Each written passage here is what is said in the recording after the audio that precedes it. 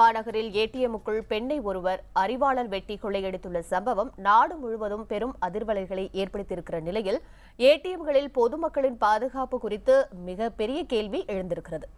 சென்னை, கோவை, நெல்லை ஆகிய மாநகரங்களில் உள்ள ஆளில்லாத ஏடிஎம்களின் நிலை குறித்து கள நிலவரத்தை இனி பார்க்கலாம். இதை தருவதற்காக சென்னையிலிருந்து மகாலிங்கம் மற்றும் சுப்பிரமணியமும், நெல்லையில் நாகராஜும், கோவையில் சுரேஷும் காத்திருக்கின்றனர். முதலில் மெட்ரோ நகரங்களில் ஒன்றான சென்னையில் ஏடிஎம்களின் நிலைமை மோசமாகவே இருக்கின்ற நிலையில் சென்னை புறநகர் பகுதிகளில் உள்ள ஏடிஎம்களின் நிலை எப்படி இருக்கிறது என்பது குறித்து நமது செய்தியாளர் மகாலிங்கத்திடம் கேட்கலாம்.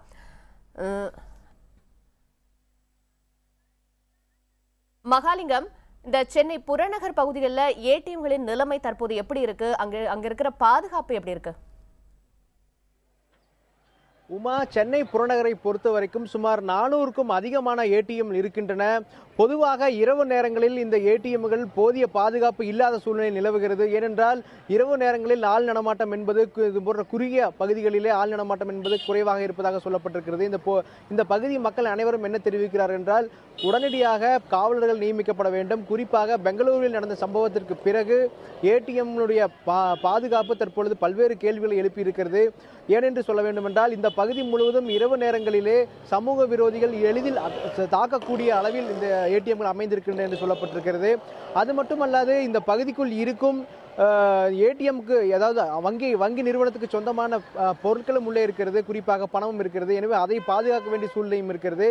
இரவு நேரங்களில் மட்டுமல்ல, பகல் நேரங்களிலும் பாதுகாவலர்கள் பொருத்தப்பட வேண்டும் என்ற ஒரு தகவலும் இருக்கிறது. குறிப்பாக பம்மல், பொலிச்சலூர் உள்ளிட்ட பல்லாவரம் உள்ளிட்ட பகுதிகளில் நாங்கள் நேரடியாக சென்று பார்த்தோம். அதிலே மற்றும் நாங்கள் பார்த்தது 25 ஏடிஎம்கள் நாங்கள் பார்த்தோம். அதில் 5 ஏடிஎம்கள் மட்டுமே தற்பொழுது காவலாளிகள் இருக்கிறார்கள். இப்படித்தான் இந்த சூழ்நிலை இருக்கிறது.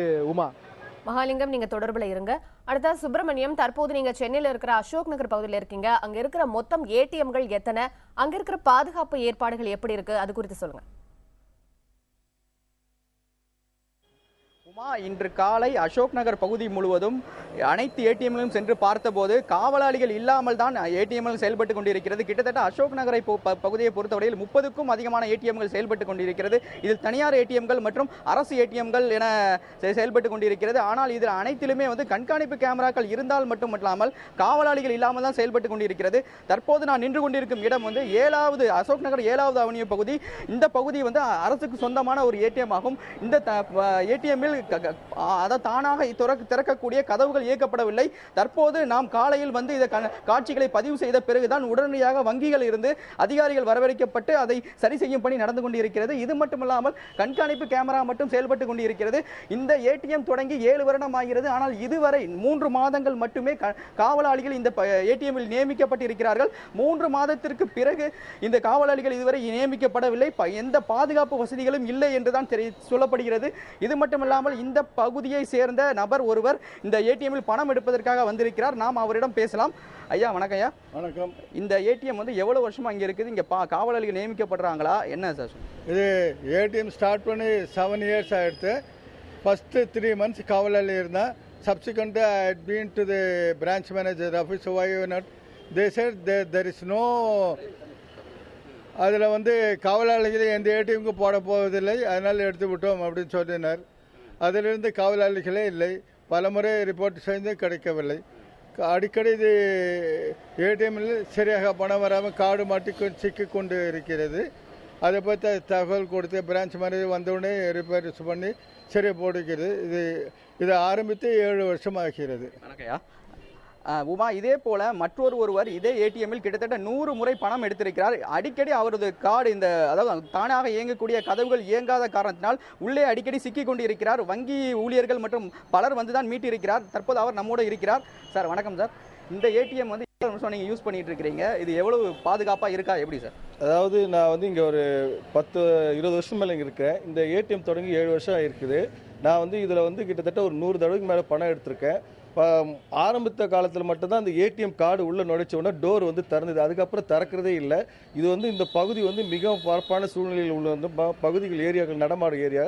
இதில் மிகவும் பிரபலமான ஏரியாவில் அன்றாடம் யாரும் பொழுதுபோக்காக இது விளையாடி கொண்டிருக்கும் நுழையவர், அன்றாடம் செல்பவர்கள் எல்லாரும் இதில் பயன்படுத்துகிறார்கள். ஆனால் இந்த கதவுக்கு காவலியாளரும் இல்லை. இதுக்கு வந்து எந்த பொறுப்பும் இல்லாமல் காவலாளர்களும் சரி போலீஸ்காரர்களும் எந்த ரோதிலும் பணியில் ஈடுபடாமல் நாங்கள் வந்து பெரும்பாலும் குற்றத்துக்கு ஆளாகி உள்ளோம். நன்றி சார். உமா, இந்த அசோக் நகரை பொறுத்தவரையில் கிட்டத்தட்ட 30க்கும் மேற்பட்ட ஏடிஎம்கள் செயல்பட்டு கொண்டிருக்கிறது. ஆனால் அனைத்து ஏடிஎம்களிலும் வந்து காவலாளிகள் இல்லை என்ற குற்றச்சாட்டு தான் இருக்கிறது. ஆனால் இரவு நேரங்களில் காவல்துறையினர் சரியாக ரோந்து வரவில்லை என்ற குற்றச்சாட்டையும் பொதுமக்கள் முன்வைக்கிறார்கள். உமா சுப்பிரமணி, நீங்க தொடர்புல இருங்க. மகாலிங்கம், அதாவது புறநகர் பகுதியா இருக்கட்டும், பிரதான பகுதியா இருக்கட்டும், சென்னையில் இருக்கிற பிரதான பகுதியா இருக்கட்டும், பல்வேறு ஏடிஎம்களை குறைபாடு இருக்கிறதாவே சொல்லப்படுது. தற்போது இந்த பெங்களூரு சம்பவத்தை தொடர்ந்து தற்போதுதான் ஒரு ஏடிஎம் பகுதி வந்து சரி செய்யப்பட்டு வரதா சொல்லப்படுது. மகாலிங்கம், அதாவது ஏடிஎம்கள் பொறுத்த வரைக்கும் பெங்களூரு சம்பவத்தை ஒரு முக்கியமான விஷயமாக எடுத்துக்கொள்ள வேண்டிய விஷயம் இருக்கிறது பாதுகாப்பை பொறுத்தளவுக்கு. ஏனென்றால் ஒரு பெண்மணி ஒரு ஏடிஎம்குள் தாக்கப்படுகிறாள், ஆயுதங்கள் கொண்டு தாக்கப்பட்டு உள்ளேயே கிடக்கிறாள். பல மணி நேரம் யாரும் பார்க்கவில்லை. இது ஒரு மிகப்பெரிய அபாயகரமான விஷயமாக சொல்ல வேண்டும். ஏனென்றால் ஏடிஎம்குள் சிசிடிவி கேமராக்கள், ரகசிய கண்காணிப்பு கேமராக்கள் பொருத்தப்பட்டிருந்தாலும் கூட அந்த கேமராக்கள் பக்கத்தில் இருக்கும் கிளையோடு இணைக்கப்பட்டிருக்க வேண்டும். அந்த கிளை மேலாளருக்கு இந்த ஏடிஎம்களுடைய நிலை என்ன என்பது தெரிய வேண்டும். அதே சூழ்நிலையில் அந்த கிளை மேலாளரோ அல்லது கிளை மேலாளருக்கு கீழ் பணிபுரியும் பணியாளர்களோ அந்த ஏடிஎம்ஐ மாலை காலை இரவு என 3 மணி நேரமும் கண்காணிப்பில் வைத்திருக்க வேண்டும். இத்தனை கட்டுப்பாடுகள் விதிக்கப்பட்டிருந்தாலும் கூட அது சரியான முறையில் அது கள அளவில் செய்யப்படவில்லை என்ற ஒரு குற்றச்சாட்டு இருக்கிறது. அப்படி அவர்கள் இந்த சிசிடிவி, அதாவது பெங்களூரில் தற்போது இந்த சம்பவம் நடந்த வங்கி ஏடிஎம்னுடைய சிசிடிவியினுடைய காட்சிகளை மேலாளர் பார்த்திருந்தாலோ அல்லது சந்தேகப்படும்படியாக கதவு மூடப்பட்டிருக்கிறது, ஏடிஎம்லே எதற்காக இப்படி மூடப்பட்டிருக்கிறது, பல மணி நேரமாக யாரும் அதை கண்டுகொள்ளவில்லை, இப்படி பல்வேறு விஷயங்கள் அந்த குளறுபடிகள் நடந்திருக்கிறது. எனவே ஏடிஎம்கள் இருக்கும் ரகசிய கண்காணிப்பு கேமராக்கள் சரியாக கண்காணிக்கப்பட வேண்டும், அது பதிவு செய்யப்பட வேண்டும். அந்த காட்சிகளையும் ஒருவர் பார்க்குவதற்கு ஒருவர் நியமிக்கப்பட வேண்டும் என்ற ஒரு மிகப்பெரிய ஒரு கோரிக்கை முன்வைக்கப்பட்டிருக்கிறதுமா. மகாலிங்கம், நீங்க தொடர்புல இருங்க. அடுத்ததா கோவையில் இருக்கிற சுரேஷிடம். சுரேஷ், அதாவது நேற்று காலை 7 மணி அளவில் பெங்களூரு மைய பகுதியில் ஏடிஎம் மையத்தில் ஒரு பெண்ணை தாக்கிவிட்டு மர்ம நபர் வந்து கொள்ளையடித்து சென்றுள்ளார். இது தொடர்பாக நாட்டில் பெரும் அதிர்வலைகளை ஏற்படுத்தியிருக்கிற இந்த நிலையில கோவையில ஏடிஎம் மையங்கள்ல பாதுகாப்பு எப்படி இருக்கு? காவலாளிய வந்து முன்னேற்பாடுகள் ஏதாவது செய்யப்பட்டிருக்கா? உமா, தொழில் நகரமான கோவையில் வந்துட்டு வங்கி சேவைங்கிறது அதிக ஒரு முக்கியத்துவம் வாய்ந்த சேவையாக மக்களிடையே கருதப்படுகிறது. இதுக்காக வந்துட்டு கோவையில் வந்து பார்த்துட்டிங்கன்னா அரசு பொதுத்துறை வங்கிகள், தனியார் வங்கிகள் என கிட்டத்தட்ட எண்ணற்ற வங்கிகள் அதோட கிளைகளை வந்து கோவை நகர்பகுதி மற்றும் இல்லை புறநகர் பகுதியிலையும் திறந்திருக்காங்க. இதில் வந்துட்டு எனி டைம் மணி என்று சொல்லக்கூடிய இந்த ஏடிஎம் சேவையை அதிகமாக வாடிக்கையாளர்கள் விரும்புறதுனால அந்த எனி டைம் ஏடிஎம் சென்டர்களை வாடிக்கையாளர் ஈர்க்கும் வண்ணமாக நகர்பகுதி மட்டுமல்ல புறநகர் பகுதியில் கிட்டத்தட்ட 500க்கும் மேற்பட்ட ஏடிஎம் சென்டர்கள், பல்வேறு வங்கிகளுடைய ஏடிஎம் சென்டர்கள் இயங்கி வருது. நேற்று பெங்களூரில் ஒரு பெண்மணி வந்துட்டு ஏடிஎம் சென்டரிலேயே தாக்கப்பட்டு கொள்ளையடிக்கப்பட்ட சம்பவம் கேள்விப்பட்டுள்ள வாடிக்கையாளர்கள் வந்து மிகுந்த ஒரு அச்சத்துக்கு ஆட்பட்டிருக்காங்க. அதிலும் குறிப்பாக வயதானோர் பெண்கள் அதிக அச்சத்துக்கு உட்படுத்தப்பட்டிருக்காங்க. இது தொடர்பாக நேற்று இரவு 12 மணி முதல் 2 மணி வரை நம்ம கோவை செய்தியாளர் குழு சாய்பாபா காலனி, ஜிசிடி, ஆர்எஸ்புரம் போன்ற பகுதிகளில் வந்துட்டு இரவு களப்பணியில் நம்ம இறங்கியிருந்தோம். அப்போ கிட்டத்தட்ட அரசு பொதுத்துறை வங்கிகள், தனியார் வங்கிகள் என கிட்டத்தட்ட ஒரு 30க்கும் மேற்பட்ட ஏடிஎம்களை போய் நம்ம நேரடியாக பார்த்தபோது அங்கே பெரும்பாலும் இரவு நேரங்களில் ஆள் நடமாட்டமே இல்லாத அந்த நேரங்களில் பாதுகாவலர்களே இல்லாத ஒரு சூழ்நிலையை நம்ம காண முடிஞ்சது. இதனால என்ன ஆகுதுன்னா, அது வந்து உள்ள போய் பணம் எடுப்பவர்கள் அச்சத்துடனே செல்ல வேண்டி இருக்கு. ஏதாவது ஒரு எமர்ஜென்சி, ஒரு மருத்துவ செலவுக்காகவோ இல்லை வேற ஒரு எமர்ஜென்சி வேலைக்காகவோ போயிட்டு பணம் எடுக்கிறவங்க இரவு நேரங்கள் எடுக்கிறது வந்து ஒரு மிகப்பெரிய ஒரு பாதுகாப்புக்கு கேள்விக்குறியான விஷயமாகவே இங்கே கருதப்படுகிறது. அது மட்டும் இல்லை, இந்த பாதுகாப்பு நடவடிக்கைகள், அதாவது ஏடிஎம் சென்டர்களில் நடக்கக்கூடிய இந்த கொள்ளைகள், திருட்டு சம்பவங்கள் இந்தியாவை மட்டும் இல்லை தமிழ்நாட்டிலையும் ஒரு தொடர்கதையாக இருந்து வருது. ஆனால் இது குறித்த அந்த பாதுகாப்புங்கிறது ஒரு கேள்விக்குறியாகவே இருந்து வருது. இதில் பாதுகாப்புக்குன்னு இந்த வங்கிகள் எடுக்கக்கூடிய நடவடிக்கைகள் என்ன நம்ம பார்த்துட்டோம்னா, பெரும்பாலும் இந்த செக்யூரிட்டி சர்வீசஸ்ங்கிறது தனியார் அமைப்பு மூலமாகவே அமைக்கப்படுது.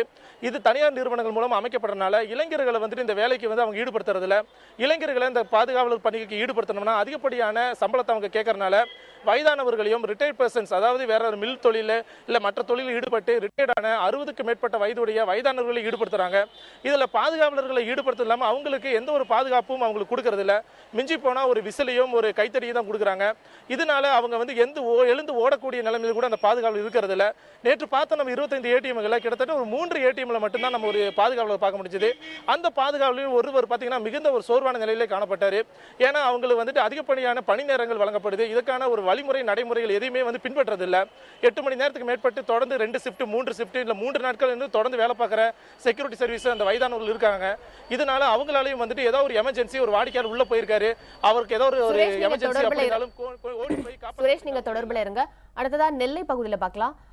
நாகராஜ், தற்போது பல்வேறு பகுதிகளில் ஏடிஎம் சம்பந்தமான விஷயங்கள் நம்ம பார்த்துட்டு வரோம். தற்போது நெல்லையில் ஏடிஎம் எப்படி செயல்பட்டு வருது, அங்க காவலாளிகள் அமர்த்தப்பட்டுள்ளனரா, அங்க ஏடிஎம்மோட பாதுகாப்புகள் என்னென்ன, அது குறித்து நெல்லையை பொறுத்த வரைக்கும் தேசியமயமாக்கப்பட்ட வங்கிகளும் தனியார் வங்கிகளும் அதிகம் உள்ளன. அது மக்களின் தேவைக்காக எளிதில் பணம் எடுக்கும் வசதிக்காக அமைக்கப்பட்ட இந்த ஏடிஎம் வசதி திருடர்களுக்கும் எளிதில் பணம் கிடைக்கும் வசதியாக இருப்பதாக அவர்கள் எண்ணுகிறார்கள்.